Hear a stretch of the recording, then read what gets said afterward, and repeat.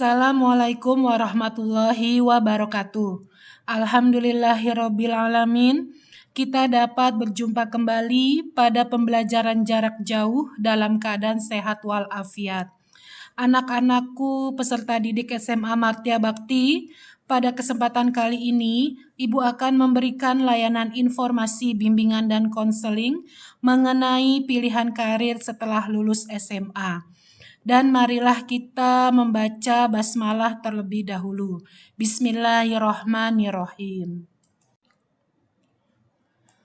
Layanan informasi mengenai pilihan karir setelah lulus SMA memiliki tujuan, yaitu peserta didik dapat memahami beberapa pilihan karir setelah lulus SMA dan mampu memahami konsekuensi dari setiap keputusan pemilihan karirnya tersebut. Sebagian besar peserta didik menjelang selesai studi atau pendidikan dari SMA selalu dihadapkan dengan satu pertanyaan, yaitu setelah lulus SMA nanti akan melanjutkan kemana ya?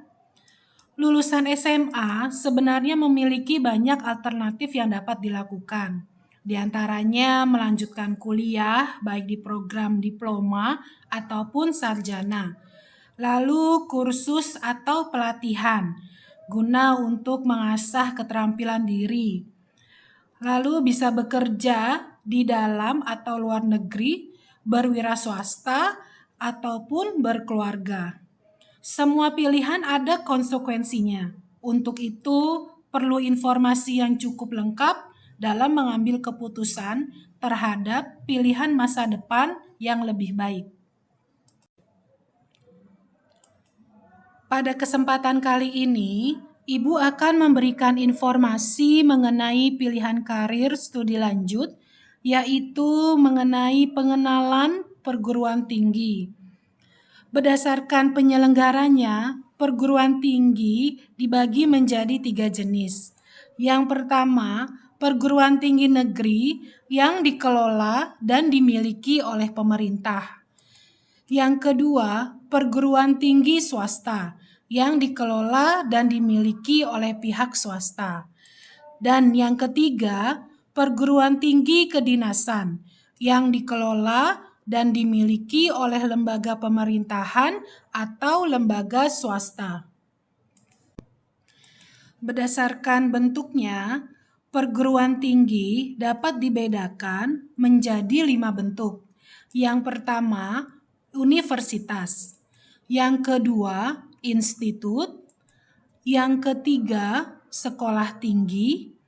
Yang keempat, politeknik. Dan yang kelima, akademi. Ibu akan menjelaskan lebih detail dari masing-masing bentuk perguruan tinggi tersebut. Bentuk yang pertama yaitu universitas. Universitas merupakan perguruan tinggi yang menyelenggarakan pendidikan akademik atau profesional dalam sejumlah disiplin ilmu pengetahuan, teknologi, atau kesenian tertentu. Universitas memiliki ciri khas, yaitu lebih menyeluruh dalam penyelenggaraan pendidikan dan pendidikannya lebih ditekankan pada penguasaan teori secara detail. Jenjang pendidikan di universitas terdapat Diploma 3 atau D3, Sarjana atau S1, Magister atau S2, dan Doktoral atau S3. Berikut adalah contoh universitas pada perguruan tinggi negeri, yaitu Universitas Indonesia, Universitas Gadjah Mada, Universitas Pajajaran, Universitas Negeri Jakarta, dan lainnya. Berikut adalah contoh universitas pada perguruan tinggi swasta: Universitas Gunadarma, Universitas Trisakti, Universitas Persada Indonesia YAI Jakarta, Universitas Bayangkara, dan lainnya. Bentuk yang kedua yaitu institut. Institut merupakan perguruan tinggi yang menyelenggarakan program pendidikan akademi dan atau profesional dalam lingkup satu disiplin ilmu tertentu. Institut memiliki ciri khas, yaitu penyelenggaraannya lebih luas dibandingkan dengan sekolah tinggi, dan pendidikannya lebih ditekankan pada penguasaan teori secara detail. Jenjang pendidikan di institut terdapat diploma yaitu D3, sarjana yaitu S1, magister yaitu S2, dan doktoral yaitu S3. Berikut beberapa contoh institut di perguruan tinggi negeri. Institut Teknologi Bandung, Institut Pertanian Bogor, Institut Teknologi 10 November, Institut Seni Indonesia Yogyakarta, dan lainnya. Berikut contoh beberapa institut di perguruan tinggi swasta. Institut Kesenian Jakarta, Institut Teknologi Sains Bandung, Institut Teknologi Nasional Bandung, dan lainnya. Bentuk yang ketiga yaitu sekolah tinggi. Sekolah tinggi merupakan perguruan tinggi yang menyelenggarakan program pendidikan akademi dan atau profesional dalam lingkup satu disiplin ilmu tertentu.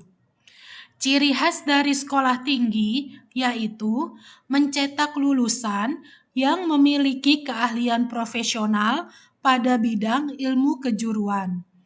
Keterampilan dan pengetahuan dari jurusan yang dipilih berpengaruh besar pada dunia kerja yang hendak dimasuki.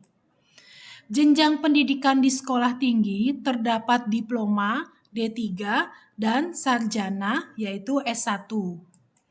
Berikut adalah contoh sekolah tinggi di perguruan tinggi kedinasan. Sekolah Tinggi Akuntansi Negara, Sekolah Tinggi Ilmu Statistik, Sekolah Tinggi Ilmu Pelayaran, Sekolah Tinggi Penerbangan Indonesia, dan lainnya. Berikut adalah contoh dari sekolah tinggi di perguruan tinggi swasta.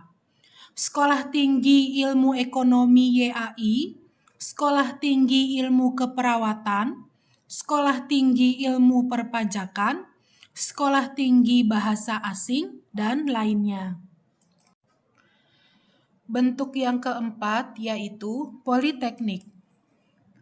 Politeknik merupakan perguruan tinggi yang menyelenggarakan program pendidikan profesional dalam satu cabang dalam sejumlah bidang pengetahuan khusus. Bedanya dengan akademi, politeknik memberikan porsi lebih besar pada praktek. Ada beberapa ciri khas dari politeknik, yaitu yang pertama, mencetak lulusan yang mempunyai pengetahuan khusus profesional seperti desain grafis, elektronika, animasi, dan sebagainya. Yang kedua, praktikum dan kuliah lapangan lebih banyak diberikan daripada kuliah teoritis. Dan yang ketiga, keterampilan dan pengetahuan yang didapatkan berpengaruh besar pada dunia kerja yang hendak dimasuki. Jenjang pendidikan di politeknik terdapat diploma 1 hingga diploma 4.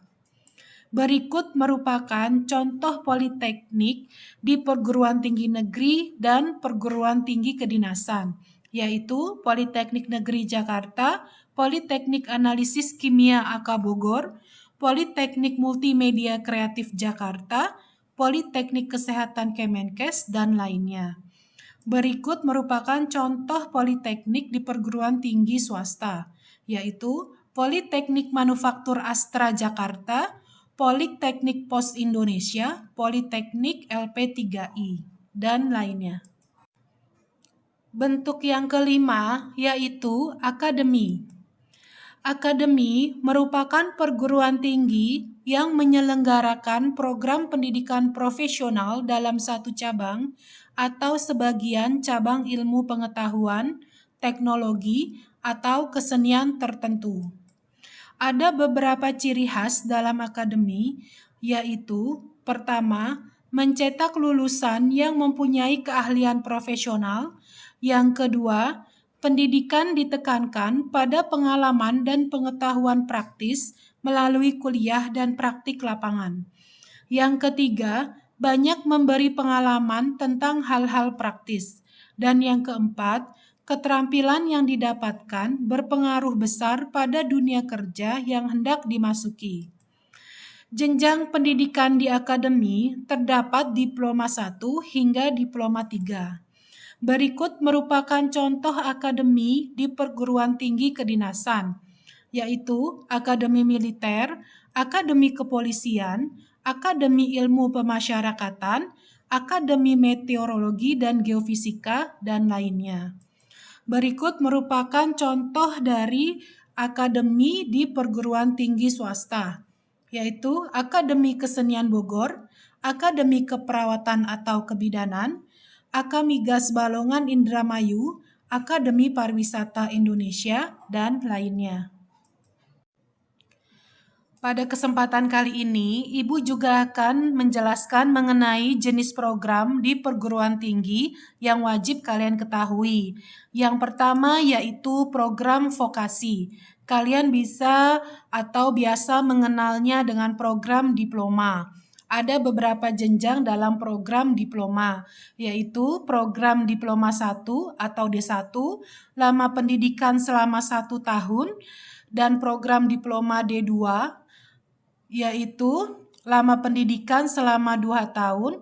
Kedua diploma ini tidak memiliki gelar kesarjanaan, sedangkan program diploma 3 atau D3 memiliki lama pendidikan selama 3 tahun, mendapatkan gelar AMD, yaitu ahli madya, dan diploma 4 atau D4 memiliki lama pendidikan selama 4 tahun, dan mendapatkan gelar Sarjana Sains Terapan atau SST.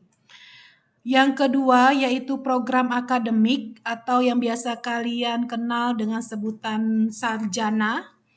Program sarjana 1 atau S1 yaitu memiliki lama pendidikan selama 4 tahun, memiliki beban studi sebanyak 144 SKS atau satuan kredit semester, dan memiliki gelar yang diberikan nanti yaitu sarjana.